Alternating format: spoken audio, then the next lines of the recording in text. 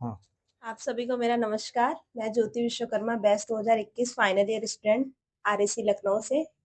मैं अभी doctor Sanjeev Rastogi sir से बात करने आई हूँ। सर से बात करने आए इस बारे में कि सर थोड़ा हमें भी बताइए आयुर्वेद से गठिया को कैसे ट्रीट करते हैं, और थोड़ा लोगों को जानकारी मिले इस बारे में कि कैसे मतलब आयुर्वेद इस पे काम करता है। तो सर से बात। नमस्ते सर। नमस्ते, नमस्ते ज्योति, आपका बहुत बहुत धन्यवाद कि आप यहाँ पर आए।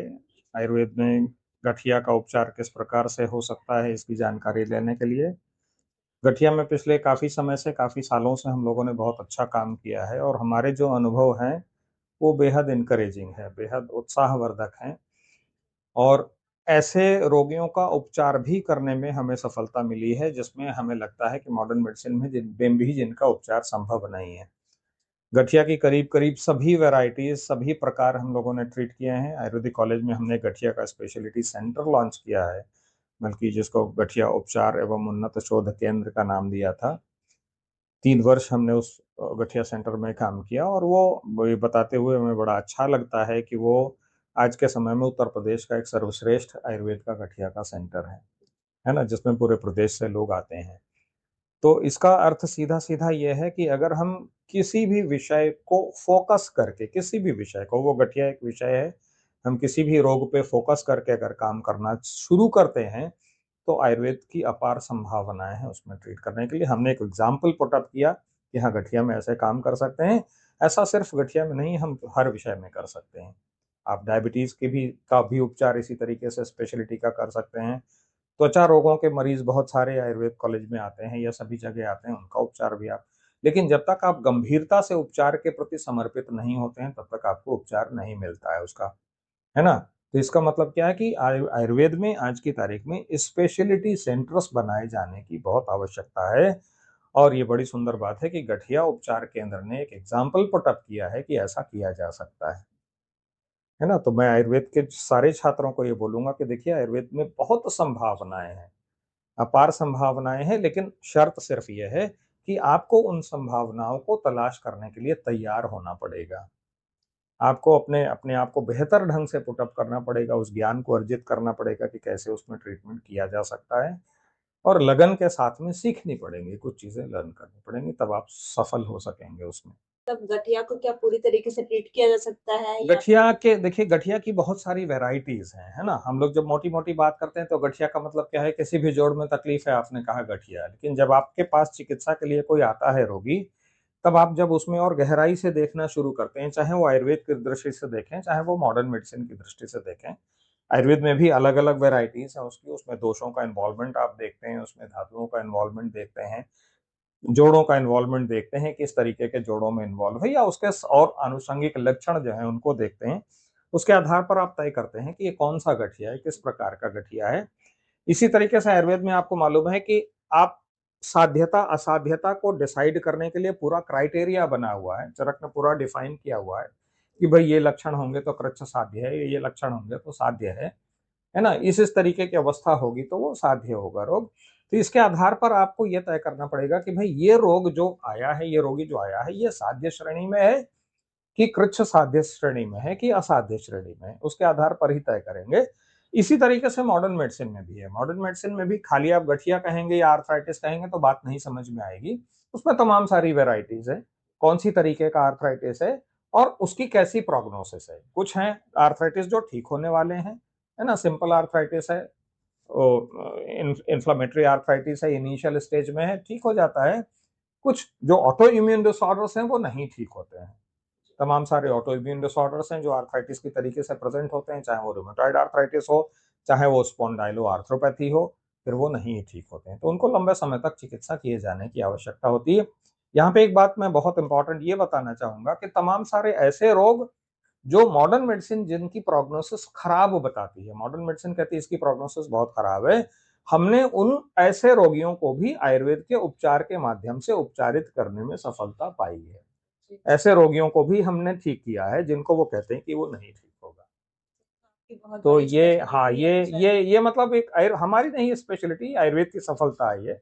और हमारा सबका, हम सब लोगों का सामूहिक दायित्व है कि आयुर्वेद में हमारे पास जो गुणता है, जो गुणवत्ता है, हम उसको ठीक तरीके से एक्सप्लोर करें और हम उसको ठीक तरीके से जनता के सामने लेके जा पाए, है ना, तभी हम आयुर्वेद का नाम भी कर पाएंगे और तभी हम आयुर्वेद के माध्यम से लोगों को सही सही तरीके से उपचारित कर पाएंगे।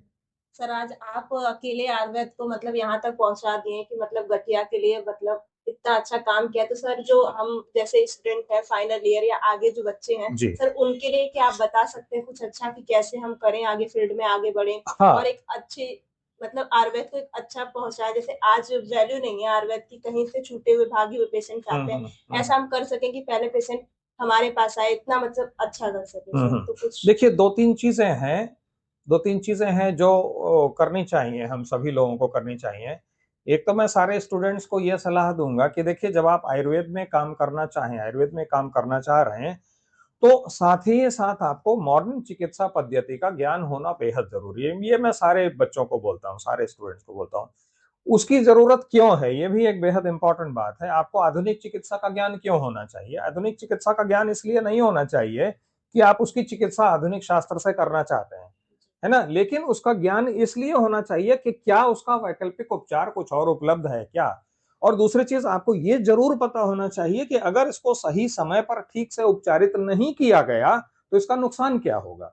जैसे कोई मान लीजिए रोमेटॉइड आर्थराइटिस का पेशेंट है, सपोज करिए, आपको मालूम है कि एक्यूट इन्फ्लेमेटरी स्टेज में जब आया है, वो एक्यूट फ्लेयर अप अगर हुआ है, उसको टाइमली अगर आप सप्रेस नहीं करेंगे तो ज्वाइंट में डिफॉर्मिटी हो जाएगी।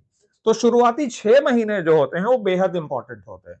रोमेटॉइड आर्थराइटिस की आज डायग्नोसिस हुई है, उसको आज एपिसोड हुआ है उसका। अब आप ये जान लीजिए कि पहले 6 महीने बेहद इंपॉर्टेंट हैं, क्योंकि साइनोवियम में इन्फ्लेमेशन उसी समय होता है और उसी समय ज्वाइंट का डिजेनरेशन शुरू हो जाता है, उसी समय डिफॉर्मिटी हो जाती है। तो मॉडर्न मेडिसिन कहती है कि इसलिए उस समय वो स्टेरॉइड देकर के उसको सप्रेस करते हैं, तुरंत उसको सप्रेस करते हैं ताकि वो फेज निकल जाए।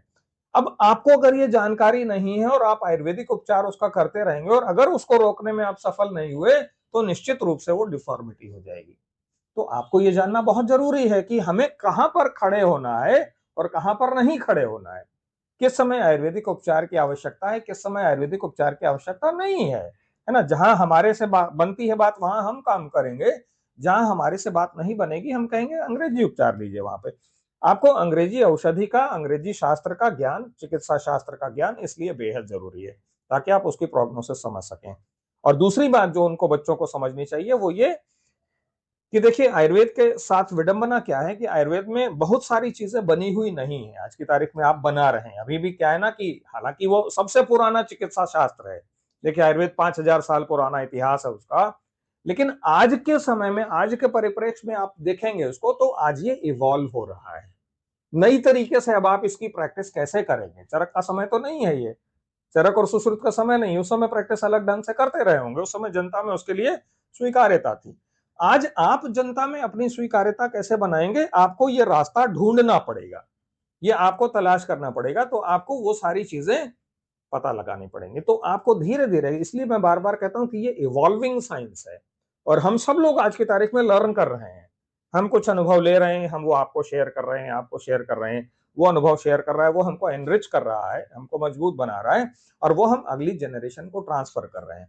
तो इस तरीके से ये बराबर अगर नॉलेज ट्रांसफर होती रहेगी, समय लगेगा उसमें, हो सकता है आगे 10-20 साल और लगे हमको मैच्योर होने में और हमको वो नॉलेज एक्युमुलेट करने में, लेकिन हम अगर ऐसा करते रहेंगे तो कोई इसमें शंका नहीं है कि आगे आने वाले समय में आयुर्वेद बेहद अच्छी और बेहद स्ट्रांग पोजीशन पर पहुंचेगा। बहुत बहुत धन्यवाद सर आपका। सर आपने इतना मतलब हम लोग को बताया इस बारे में सर, थैंक यू ज्योति, और ऐसे ही सर थैंक यू। आप अपना आशीर्वाद बनाए रखें, हम जरूर सबके जरूर साथ जरूर ऐसे ही जरूर, ज्ञान आप शेयर सबको करते रहें। शुभकामनाएं, आप सब लोग आयुर्वेद के प्रति समर्पित रहें और बहुत अच्छा काम करें। थैंक